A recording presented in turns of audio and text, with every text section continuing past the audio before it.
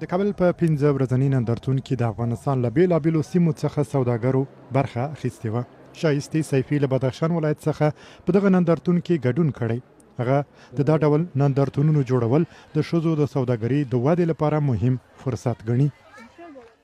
دا ډیر ژور اغیز لري ځکه اکثریت زموږ د محصولاتو په باب نه پوهیږي.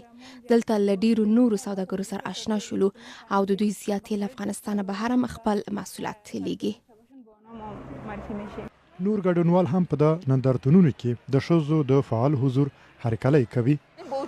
که څه هم دوی ته شرایط سخت دي، خپل ځواک او همت یې نه دی بایللی. دلته راځي، کار کوي او واقعا دا د خوښۍ ځای دی.